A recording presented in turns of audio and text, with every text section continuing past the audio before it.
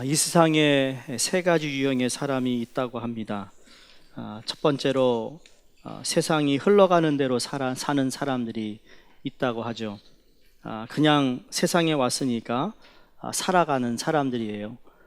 특별히 인생의 가치와 또 진정한 의미에는 관심이 없고 그저 살아간다. 나에게 주어진 인생이니까 살아가는 사람입니다. 두 번째는 자기만을 위해 사는 사람이라고 합니다. 다른 사람은 안중에도 없고 또 철저하게 자기 이익에 따라 움직이는 자기 중심적인 사람이에요. 모든 판단과 행동의 기준이 다 자기 이익에 있는 사람입니다. 마지막 세 번째 사람은 어떤 사람인가 하면 사명에 따라 사는 사람이라고 합니다. 인생의 의미와 가치와 목적을 사명에 두고 사는 사람입니다. 한마디로 사명에 살고 사명에 죽는 사람. 주님은 우리가 바로 이런 사명의 사람이 되기를 원하시고 오늘 우리가 읽은 이 사도행전 20장에 나오는 사도 바울의 삶이 바로 이 사명의 삶을 살았던 사람이다라고 우리는 알고 있습니다. 제가 사도행전 이 강의 설교를 마지막 한 것이 한 거의 2년 전인 것 같아요. 사도행전을 강의하면서 잠깐 쉼을 얻고 그리고 다른 주제별로 설교를 하다가 제가 지난주부터 다시 강의 설교를 사도행전으로 돌아와서 시작한 것은 끝내야 되니까 끝내야 된다는 마음도 있고 성경에서 제 마음에 다시 사도행전 20장을 보게 하시고 지난주에 이어서 우리 사도행전 오늘 17절에서 31절을 보면서 사도 바울이 이제 마지막 얼마 남지 않는 자기의 인생을 어떻게 마무리하고 있으며 또 그 순간순간마다 사도 바울이 가졌던 사명자로 또는 사역자로서의 자세가 어떠한 자세였는가를 이렇게 보기를 원합니다. 우리는 사역자 그러면 주로 목회를 하는 사람이나 아니면 선교사님이나 특별히 무슨 사명을 갖고 하는 분들에 관하여 사역자라고 얘기하지만 저는 우리 수정교회 성도님들은 이미 아시다시피 이런 우리 교회는 평신도 되시는 모든 분들이 사역하는 교회로 지금까지 제가 훈련을 하면서 또 여러분이 맡고 있는 여러 사역이 참 큰 부분이라는 생각을 해봅니다. 아까도 광고 시간에 저희가 이제 미션 콘서트가 10번째 해가 되었어요. 첫 번째 해 시작할 때 제게 미션 콘서트를 해야겠다는 마음이 있어. 이걸 어떻게 해야 될까? 그래서 그때 솔직히 이진아 집사님 내외분과 또 우리 나장로님과 함께 머리를 맞대며 이걸 어떻게 구상을 해야 될까? 그러면 시작했던 미션 콘서트가 10회를 맞이했어요. 그때와 지금에 보면 솔직히 지금은 제가 하는 일이 별로 없어요. 미션 콘서트를 위해서 제가 기도하는 것 외에는 다 우리 사역하시는 분들이 알아서 찬양도 고르시고 어떻게 이걸 기획하며 저 뒤에 미디어 팀이며 우리 영상팀이며 모든 분들이 다 함께 마음을 모아서 이 일을 진행하고 있어요. 처음에는 일일이 하나씩 다 제가 개입해서 이건 이렇고 저렇고 얘기했는데 지금 와서 보면 정말 우리 모든 평신도들 사역이 활발히 움직이고 있다는 것을 느낍니다. 그리고 감사를 드립니다. 감사합니다. 네? 네. 우리도 모르는 사이에 10년이 지났는데 우리의 사역에 그러한 어떤 열매들이 있는 것이죠. 이게 사역을 통한 우리가 허락하신 열매라고 생각하는데 그러면 우리 그 사역이라는 것이 한 번 하고 끝나는 사역이 아니잖아요. 여러분 가장 어려운 게 뭐냐면 똑같은 매해 우리에게 주어지는 그 사역이 특별히 다르지가 않습니다. 그러나 그 사역에 더 깊게 어떻게 보면 그 사역의 환경을 좀 더 넓히고 영역을 넓히는 일 어떻게 하면 더 하나님께서 기뻐하시는 것을 할까라는 그런 마음이 우리에게 분명히 다 있습니다. 그러면서도 매해 했던 거니까 작년에 비해서 우리가 어떤 모습으로 어떤 자세로 이런 사역들을 감당해야 될까? 사도 바울이 1차 선교 여행과 2차 선교 여행과 계속 가는 곳마다 복음을 전하며 똑같은 복음을 전하고 아주 비슷한 어떤 환경을 만나며 도망을 가야 하며 또는 숨어야 하며 때로는 담대하게 복음을 외치면서 그러한 사역을 하는 가운데 사도 바울이 끝까지 사역을 잘 마칠 수 있게 되었던 비결이 무엇인가? 그런 마음이 생기면서 오늘 20장 본문에 나온 이 말씀이 우리에게 큰 도움이 된다라는 생각을 해봅니다. 자, 사도 바울은 지난간 3년 동안 에베소라는 곳에서 사역을 합니다. 그 사역, 그곳에서 사역에 비해 그 사역이 엄청나게 커졌고 그 영향력이 참으로 컸어요. 에베소를 마치 헤드쿼터로 세우고 그리고 그 에베소라는 곳에서 여러 작은 도시들을 다니면서 복음을 전했을 뿐만 아니라 사도 바울이 직접 제자 훈련했던 그 제자들이 또 복음을 들고 여러 도시로 다니면서 마치 그곳에 있는 사람들이 다 복음을 들을 정도로 엄청난 일이 벌어집니다.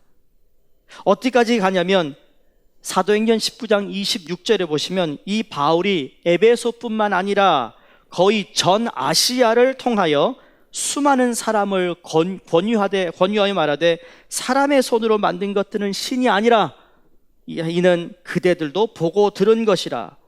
이것 때문에 어려움이 생깁니다. 사도 바울이 전했던 복음의 메시지에 대한 예수 그리스도가 유일한 구원자시고 하나님이 유일한 우리의 소망이 되시며 유일한 시라는 것을 전할 때마다 거기에 역사들이 일어나는데 반대하는 역사도 있었다고 지난주 우리가 보았어요. 그래서 복음 전파 사역이 그 당시에 중동 아시아와 소아시아 전역에 얼마나 큰 영향을 주었는가를 우리에게 설명하는 내용입니다. 그렇다면 바울이 에베소에서 이렇게 성공적인 효율적인 선교 사역을 함으로 이런 열매를 맺을 수 있었던 비결이 무엇인가? 저희 교회에서 어떻게 보면 참 분주한 우리의 일련의 사역이라고 생각합니다. 우리가 복음을 위해서 또 우리의 교회 공동체를 위해서 또는 우리 자녀를 위하여서 우리가 하고 있는 모든 사역들을 보면 참 귀한 사역인데 이 사역에 좀 더 하나님이 기뻐하시는 사역의 열매를 감당하기 위해 우리가 그러면 가져야 할 자세가 무엇인가? 오늘 본문에서 사도 바울은 세 가지 사역자가 가져야 할 자세를 우리에게 말씀해 주고 있습니다. 그 첫 번째가 뭔가 하면 오늘 19절에 나온 말씀 가운데 모든 겸손과 눈물이며 유대인의 간계로 말미암아 당한 시험을 참고 주를 섬긴 것에서 바로 모든 겸손이라고 말하고 있습니다. 모든 겸손. 그러니까 바울은 겸손의 자세로 주를 섬겼다. 그냥 겸손이라고 하지 않고 모든이라는 단어를 사용하고 있습니다. 이건 어떻게 보면 온전한 겸손이라 말할 수 있어요. 영어로 풀이한다면 in every situation에 모든 상황에서 그가 겸손으로 행했다라는 것을 보여주고 있습니다. 바울이 어느 한순간에만 겸손하려 했다라는 것이 아니라 그 복음 사역 전반에서 겸손하려고 힘썼던 것을 우리에게 의미로 보여주고 있습니다. 여러분, 겸손이라는 것이 상황에 따라 내가 겸손해질 수 있고 상황에 따라 겸손하지 않을 수가 있어요. 한번 잘 생각해 보세요. 내가 누구하고 함께 교회 사역을 하는데 그분 앞에서는, 그 무리 앞에서는 내가 겸손한 것처럼 겸손해지는데 또 어떤 다른 무리 앞에서는 내가 겸손하지 않은 모습이 드러날 수 있다라는 거죠.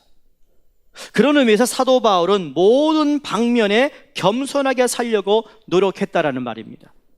어떤 사람이 아무리 큰 일을 하고 훌륭한 일을 한다 해도 그에게 주님을 겸손히 섬기는 자세가 없다고 하면 사람들은 그 사람의 사역을 받아들이려 하지 않을 것입니다. 아무리 내가 큰 일을 했다 할지라도 사람들이 봤을 때 저기에 자랑이 있고 교만이 있고 자기의 어떤 이익을 찾으려고 하는 일을 했다라고 생각됐을 때 여러분, 사람들이 인정하지 않아요. 동참하려 하지 않는다는 이야기입니다. 우리가 전도를 해보면 이 원리를 우리가 체험할 수 있습니다. 이 전도할 때 무슨 이야기 하냐면, 전도 나가는 분들에게 이런 권면을 하죠. 논쟁에는 지고 그 다음에 전도에는 이기라라는 말이 있습니다. 논쟁에는 져라. 그러나 이 전도에는 이겨야 한다. 논쟁에 이기려면 여러분 이길 수 있겠죠. 이게 전도에 대한 두려움이 여기서 오는 겁니다. 내가 전도에서 저 사람이 무슨 얘기하면 내가 할 말이 있어야 되는데 했다가 내가 괜히 창피당하면 어떡하냐고. 창피당해도 괜찮아요. 왜? 주의 이름으로 창피당한 거니까. 논쟁을 해서 내가 이 성경 지식이 좀 부족해서 못해요. 그런 생각을 대부분이 갖습니다. 그렇죠? 예수 믿으세요? 그러면 예수? 그 역사적으로는 역사 공부한 분이 역사 얘기를 쫙 하면 말이야, 내가 할 말이 없어요. 논쟁에서 내가 지고 있어요. 그건 저도 좋다라는 거예요. 그러나 우리가 할 말은 있죠. 그러나 예수님을 믿고 나서 내 삶이 이렇게 변했는데 이건 너무나도 행복합니다. 예수를 통하여 내가 이렇게 변화됐는데 아직도 부족하지만 그러나 나는 그 예수님 때문에 병도 나았고 내 가정의 문제도 다 해결되었고 나도 이렇게 담당하게 예수를 전할 수 있는 사람이 되었습니다라고 하는 건 논쟁이 필요 없다라는 거예요. 왜? 내가 만난 예수를 전하는 거니까. 그거 무슨 논쟁에서 이기려 합니까? 여러분, 만약에 논쟁해가지고 이겼다 하더라도요, 그 사람이 그래요, 당신 말이 맞네요. 근데 속으로 뭐라는지 아세요? 내가 믿나 봐라, 내가 교회 가나 봐라, 잘났다, 그러고 말아요. 그럼 그 사람을 잃어버린 거예요. 전도라는 건 전도에서 그 사람을 예수님께 영접하는 것이 우선이죠. 그 사람하고 논쟁해서 내가 논쟁해서 그걸 이기겠다, 그건 아니라는 거죠. 그 자체가 이미 겸손하지 못한 겁니다. 우리가 그런 자세로 복음을 전했을 때 상대방은요, 우리에 대한 리스펙트를 하지 않습니다. 우리의 사역이 정말 열매를 거두기 위해서는 이 겸손의 덕이 얼마나 필요한지 말로 다 할 수가 없습니다. 자, 그러면 바울은 어떻게 겸손할 수 있었는가? 그는 철저하게 자기 자신을 주님의 종으로 여겼다라는 사실입니다. 여기 모든 겸손과 그러면서 마지막에 주를 섬긴 것 그랬잖아요. 이 섬기다, 영어 단어로는 serve라는 단어예요. 근데 이 serve라는 단어가 또 같은 어원에서 온 단어가 또 하나가 있죠. 그게 바로 servant입니다. serve와 servant는 같이 가는 거예요. 그러니까 종이 되지 않고는 섬길 수가 없는 겁니다. 그리고 종의 자리는 겸손한 자리라는 이야기예요. 종이 만약에 겸손하지 못하다면 그 사람은 더 이상 종이 아니란 이야기예요. 그 당시 로마에서 가장 비참한 대우를 받으면서 가장 잔인하게 학대를 받았던 부류의 사람이 노예들입니다. 종이란 이야기예요, 노예. 그 당시 우리는 노예와 종에 대해서 구분을 단어의 정의를 다룰 수 있지만, 그러나 servant라는 단어를 쓸 때 그 당시에는 그 servant는요, 종이라는 의미예요, 종. 그러니까 바울은 복음을 전할 때 그리스도께서 이 노예된 자리에서, 죄의 노예된 자리에서 우리를 자유케 하기 위해 오셨다고 말씀을 선포합니다. 이렇게 형편없이 좋지 않은 노예, 이 종이라는 말을 자기 자신을 소개할 때 했다라는 겁니다. 이건 정말 자극적인 표현 아니면 아주 레디컬한 용어입니다. 자기 자신을 표현할 때 그 당시에 로마 세계에서 알고 있는 종이라는 개념으로 나 바울은 예수 그리스도의 종이 된, 이 표현이라는 것이 엄청나게 충격을 주는 말이라는 거죠. 그러니까 다른 데서는 종이 되기를 절대로 거부했을지 모르지만 주님과의 관계에 있어서만큼은 철저하게 자기가 종의 자리에 서기를 원했다라는 말씀입니다. 여러분, 종이란 무엇입니까? 오늘날 그런 사회 제도가 거의 없어졌기 때문에 얼른 이해가 되지 않을 수도 있습니다만, 여러분, 우리 가운데 한 10년 전에 도미니카에 단기 선교를 갈 때만 하더라도, 여러분, 단기 선교 가면 우리 도미니카에서 뭐 했죠? 밭대이라는 그 밭에 가서 그분들에게 복음을 전한 적이 있어요. 그분들을 위해서 기도한 적이 있어요. 한 3년간은 밭대이를 갔다 와요. 밭대이라는 것이 그 유럽의 부자들이요, 도미니카에다가 그 설탕 농장을 만들어 가지고 거기는 그것만 심으면 그냥 뭐 물도 안 줘도 자라는 겁니다. 그 안에 IT 출신 3대, 4대, 5대 때 사는 사람들이 거기서 그냥 다 살아가고 있습니다. 그 사람들이 증도 없어요. 분명히 IT에서 건너온 조상의 후손임에도 불구하고 그들이 주민등록이 있는 것도 아니에요. 도미니카에서는 그 사람들을 자기네 국민으로 인정도 하지 않습니다. 그러니까 그 안에서 그냥 시키는 대로 농사만 짓고 살아갑니다. 숯을 피워가지고 겨우 콩 아니면 감자 이런 걸 구워서 먹는 형편입니다. 물도 제대로 되어 있지 않습니다. 무슨 수세식 화장실이 어디 있어요? 그냥 소들이 함께 마시는 물을 퍼다가 밥을 짓고 마시고 하니까 병이 많습니다. 그런 밭대이라는 것에 있는 사람들이 아마 오늘날의 현대판 종이라고 얘기할 수 있어요. 노예라고. 그것 빼고는 우리가 나름대로 무슨 노예를 본 적이 그리 많지 않잖아요. 근데 사도 바울이 이 종이란 이야기를 하면서 이 노예는, 종은 자기 마음대로 하는 사람이 아닌 거예요. 저희가 왜 밭대이에서 나온 줄 아세요? 밭대이에 우리가 좀 더 책에 있는 선교를 하려고 했습니다. 제가 그래서 그쪽 선교사님에게도 부탁하기를 우리가 한 밭대이를 지정해서 그 밭대에 있는 사람에 대한 신원 파악을 좀 하고 싶다. 우리가 의료 선교를 들어갔는데 지난해 이 사람들이 누가 무슨 약을 어떻게 타가는지를 우리가 알아야 그 다음에 그 사람들이 의료 어떤 진료가 연관성이 있지 않겠느냐. 그런데 문제는 그 밭대이에 그 설탕 그 농밭 그 뭐예요? 농장 주인이 허락을 하지 않는다라는 거예요. 원치 않는다라는 거죠. 그 사람들에 관하여 관심도 없지만 그 사람들에 대해서 그런 신원 파악을 하는 것 자체를 원하지 않는다. 그러니까 그냥 물품만 주고 오는 건 그 사람들을 계속 스포일시키는 거나 마찬가지라는 거죠. 그러다가 그 선교사님이 세상을 떠나는 바람에 우리가 선교지를 옮기긴 했습니다만 그렇다라는 거예요. 종은 철저하게 주인을 위해서 살아가는 거예요. 주인이 원치 않으면 하고 싶어도 못하는 게 종이라는 거죠. 다시 말해 주를 섬긴다는 의식이 없이는 종이 될 수가 없다라는 말씀입니다.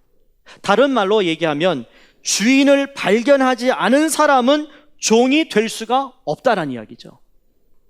바울이 종이라는 말을 좋게 사용하지 않으면서도 자기 자신을 그리스도의 종으로 자처한 것은 그리스도가 자신의 주인이 되셨다라는 사실을 발견했기 때문이라는 겁니다.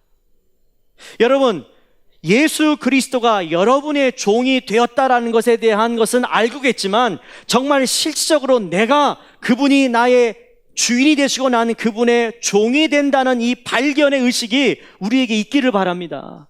발견되어야 됩니다. 그 말은 체험되어야 된다는 거죠. 그냥 한 귀로 듣고 한 귀로 흘려버렸던 종이나 노예가 아니라 내가 예수 그리스도를 믿음으로 그분이 나의 주인이 되었다. 그걸로 그냥 흘러버리는 게 아니라 정말 나의 주님이시라면 나는 그분의 종일 수밖에 없다. 오늘 우리가 살고 있는 세대, 너무 자기 중심의 세대라고 하지 않습니까? 철저하게 이기주의적인 시대 속에 우리가 살고 있습니다. 신앙생활을 하면서도 우리는 너무나 자기 중심적인 신앙생활을 하고 있다고 생각하지 않습니까? 이미 신앙생활에 일주일에 사용할 가운데 우리가 공예배가 있고 여러 가지 있잖아요. 그러면 너무나 자기 중심이에요. 이미 내가 predetermined, 그냥 내가 먼저 딱 결정을 내립니다. 이건 내가 할 수 없는 거, 이건 못해, 너무 일러, 너무 늦어, 힘들어.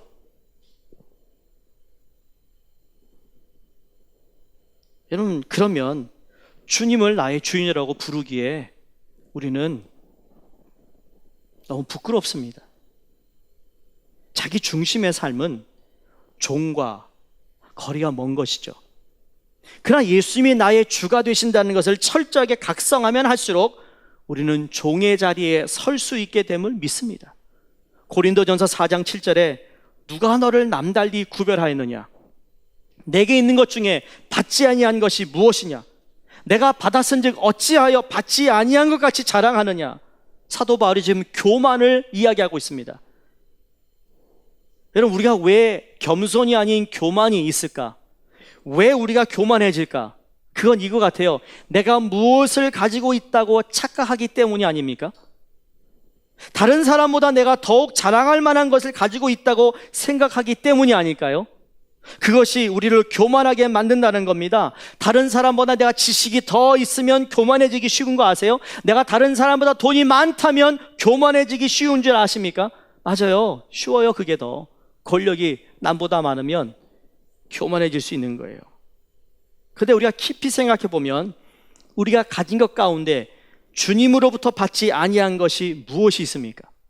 여러분, 우리가 가지고 있는 모든 것은 다 주님으로부터 왔다라는 것을 알아야 됩니다. 에? 아멘 못하는 분들은 제발 알기를 바랍니다. 논쟁하자는 얘기가 아니고요. 예를 들어서 여러분 아침에 잠을 자고 침대에서 일어나는데 여러분 아무 어려움 없이 침대에서 일어났다. 그 여러분 스스로 한 겁니까? 잘 생각해 보세요. 일주일 동안 직장 생활하는데 서브를 타고 가셨던, 운전을 하고 가셨던, 오가는 길에 무사고로 잘 하루를 마쳤다. 여러분 스스로 가능한 일입니까? 전 그렇게 생각하지 않습니다. 더 쉽게 말하면 오늘 내가 아무런 불편 없이 호흡을 하며 숨을 쉴 수 있는 것, 내가 스스로 한 일입니까? 여러분 자녀들이 스스로 잘 자랐습니까? 아니에요. 내가 가지고 있는 모든 것들은 다 주님으로부터 받지 아니한 것이 없는 줄로 믿습니다. 내가 가지고 있는 지식, 내 재물, 권력, 그걸 주님께서 얻을 수 있게 해주신 것이라는 것에 대한 우리 믿음을 가져야 합니다. 우리가 이 사실을 잠시라도 잊어버리면 우리는 우리 자신이 무엇을 가진 것처럼 착각할 수 있습니다. 그것이 우리를 교만하게 만들더라는 거죠. 그래서 바울은 자기 자신의 삶을 주를 섬기는 것으로 말하고 있어요. 누구를 섬긴다고요? 주를 섬긴다. 그러니까 바울이 끝까지 겸손의 자리에 머물러서 사역을 할 수 있었던 것은 모든 것이 주님께로부터 왔다라는 것을 언제나 잊지 않고 있었기 때문이라는 겁니다.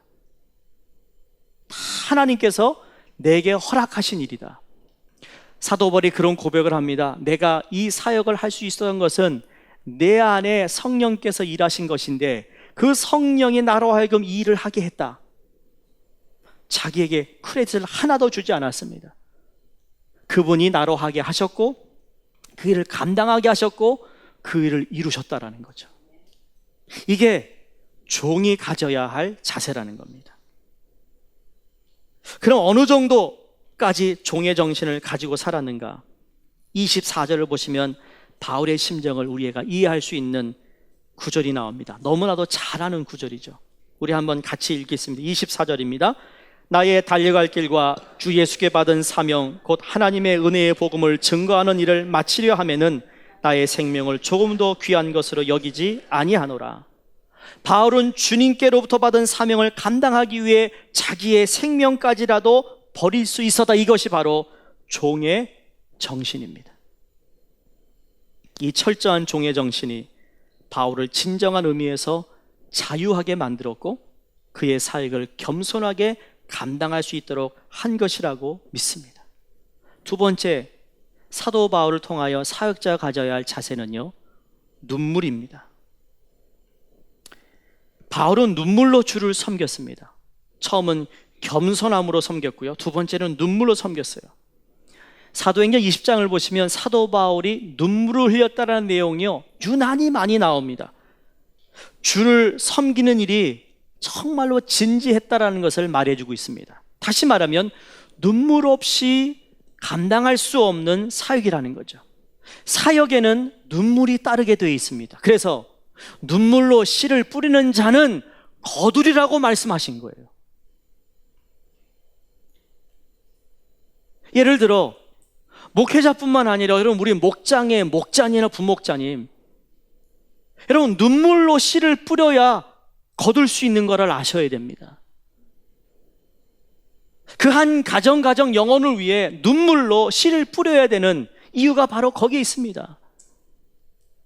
내가 부탁하는 말 다 들으면 무슨 눈물을 흘리겠습니까? 내가 부탁하는 것보다 다 열심히 따라주면 감사하겠지만 그렇지 않은 것이 사역이에요.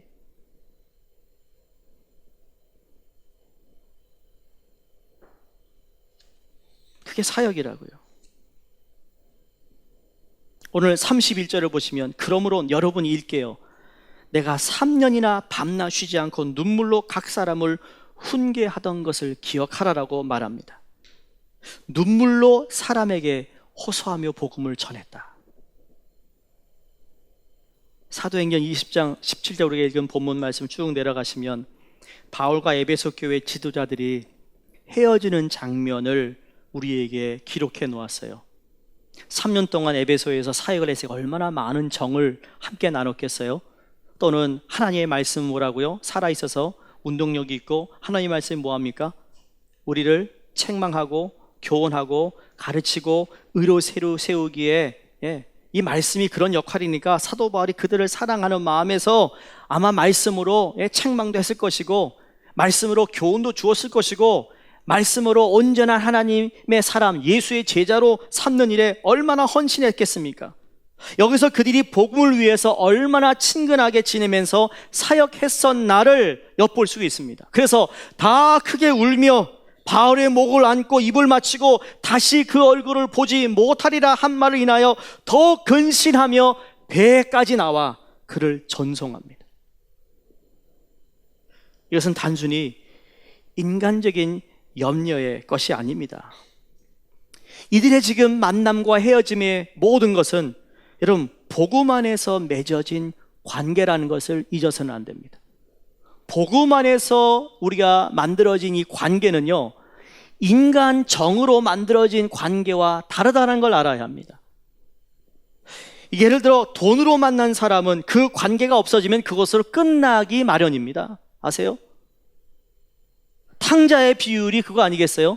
그 많은 돈을 가지고 열심히 먹고 마시고 친구들이 많았는데 돈이 다 떨어지니까 그 세상 친구들이 다 사라집니다. 그게 돈으로 맺어진 인연이었습니다. 돈이 떨어지니까 사람들이 붙지 않더라는 거죠.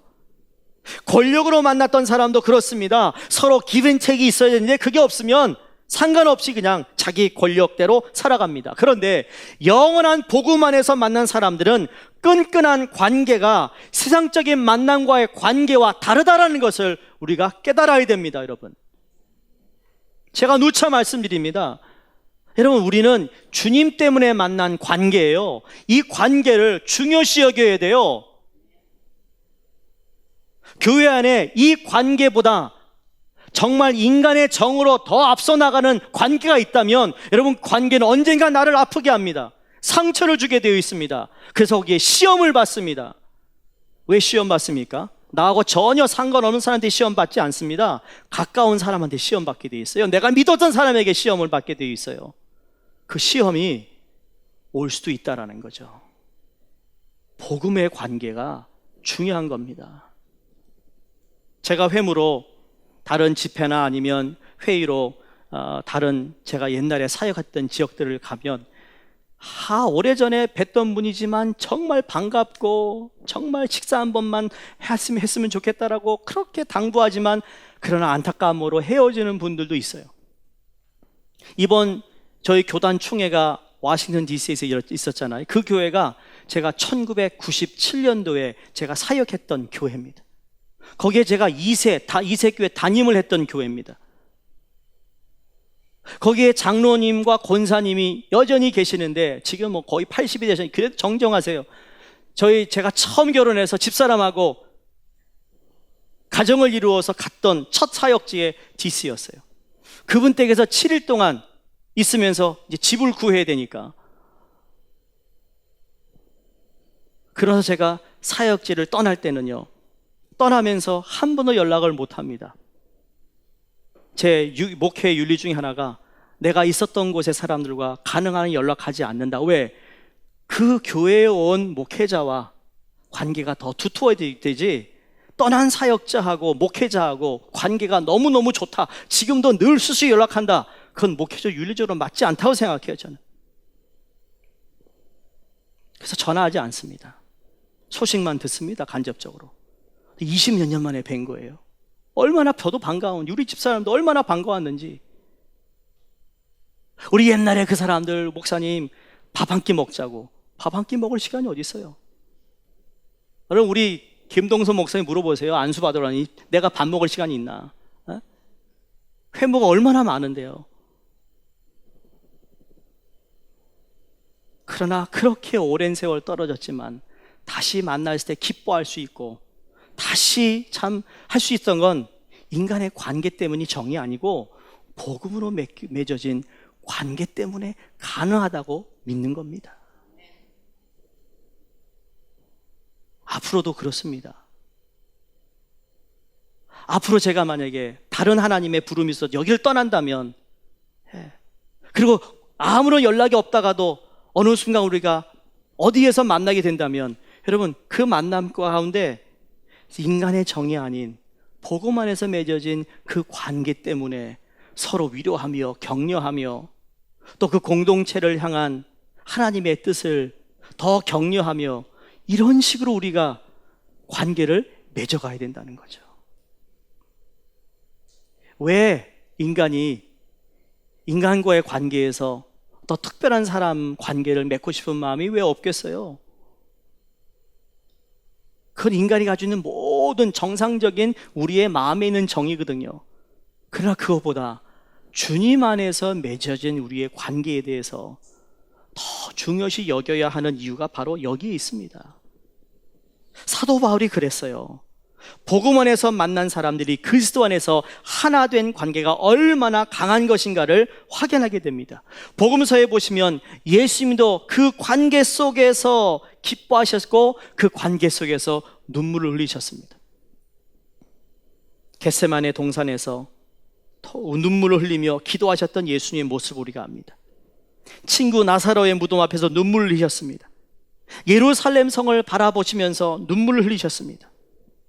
사도 바울도 여러 눈물 흘린 흔적들을 우리에게 말씀하는데, 대표적인 것이 빌립보서 3장 18절입니다.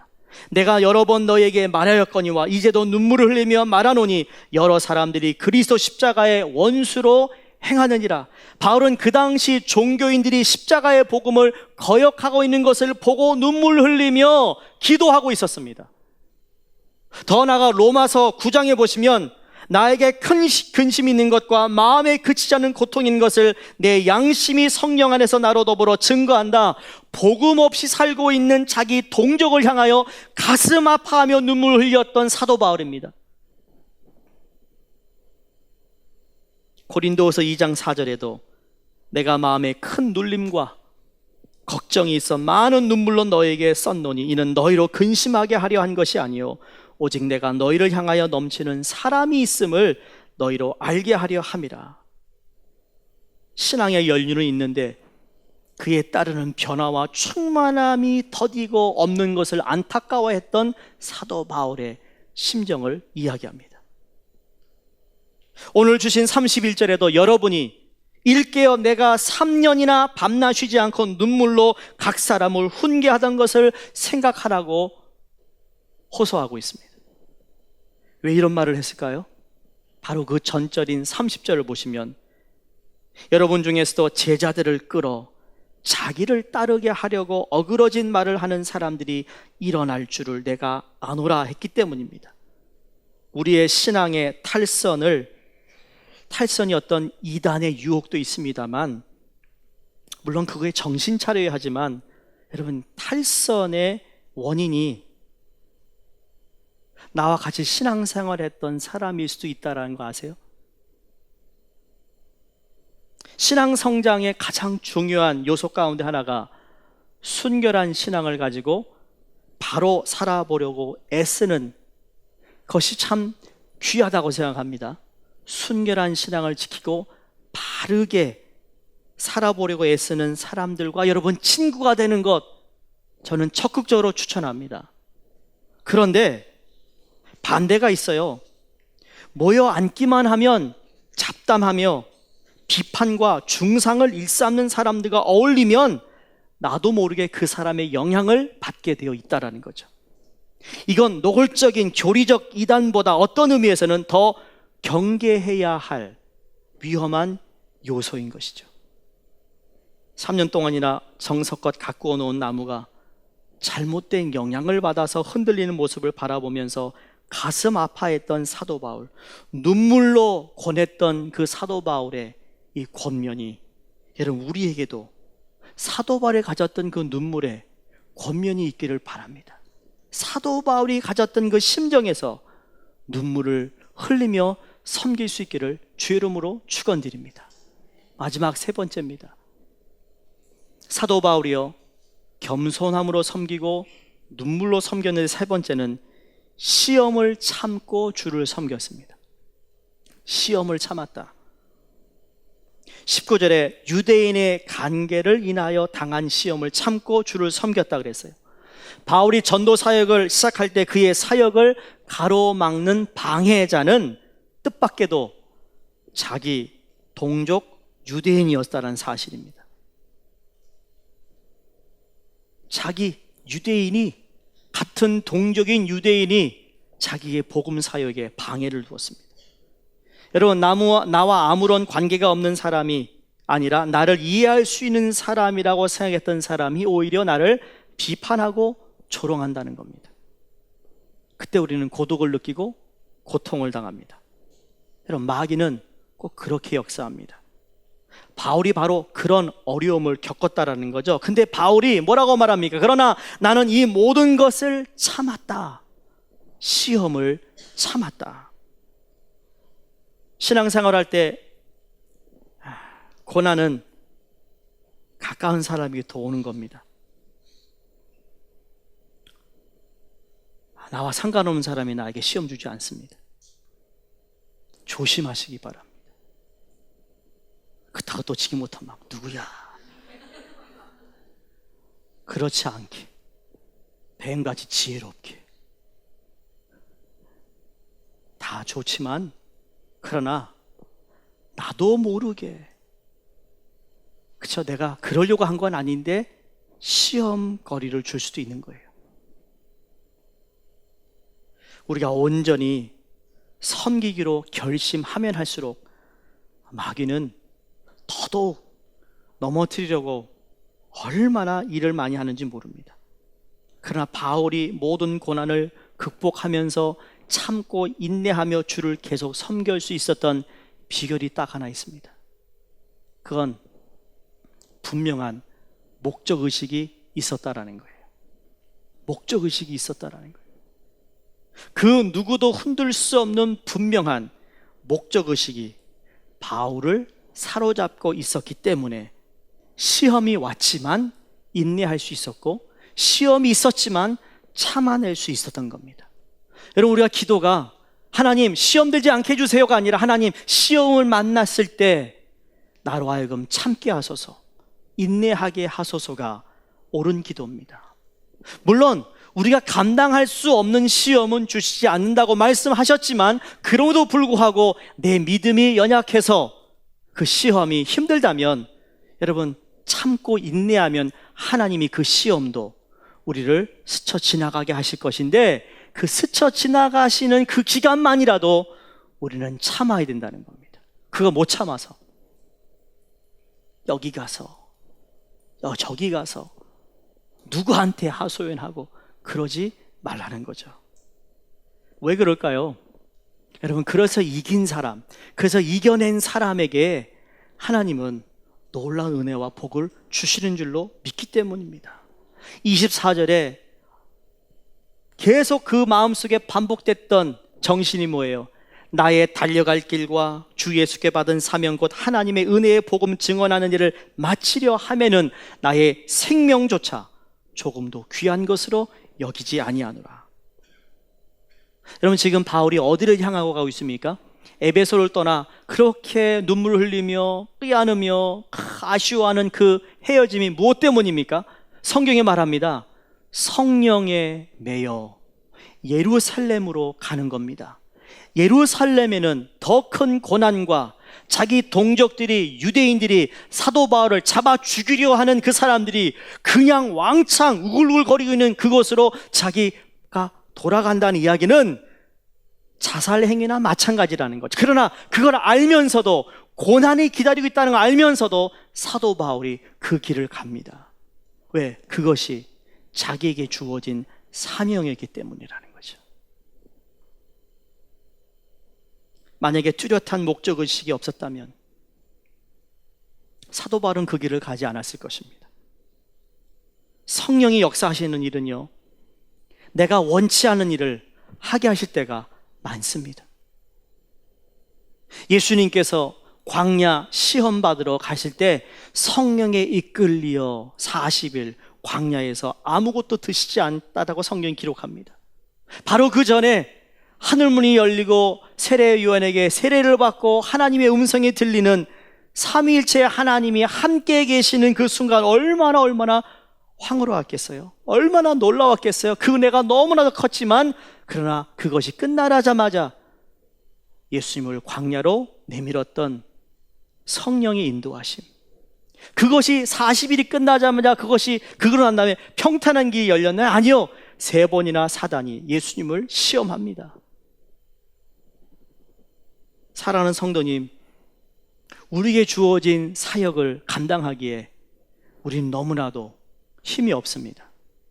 약합니다. 성령의 도움을 받아야 합니다. 그러면서 우리 스스로 바울이 가졌던 이 사역의 자세를 우리가 깨달았고 이 자세를 배울 수 있기를 바랍니다. 바울이 특별히 잘나가지고 사역의 이 3가지의 자세를 가지고 살았던 것이 아닙니다. 사도 바울은 주 예수 그리스도가 나의 주라는 것을 인정하고 고백할 때마다 예수 그리스도의 모습에서 겸손을 배웠고, 그분의 눈물을 배웠고, 그분이 인내하고 끝까지 십자가를 지는 것을 보았던 것이죠. 동일하게 우리가 사도 바울의 사역의 자세를 배운다고 말은 하지만, 그러나 그 사도 바울이 배웠던 사역의 자세는 바로 예수님에게서 받았던, 예수님을 통하여 자기가 느꼈던, 예수님을 통하여 자기가 깨달았던 예수님의 사역의 모습이었다라는 것을 인정한 것입니다. 그러므로 오늘 우리도 우리의 사역에 세상의 생명을 거는 것이 아니라 우리에게 주어진 사명의 생명을 걸어 주님께서 내게 허락하신 나의 일에 관하여, 교회 사역에 관하여, 내 생업에 관하여, 내 자녀 교육에 관하여 내 모든 삶이 모든 겸손과 눈물로 참고 인내하며 섬기는 우리 수정교회 성도님 되시기를 주의 이름으로 부탁하며 축원드립니다. 기도하겠습니다.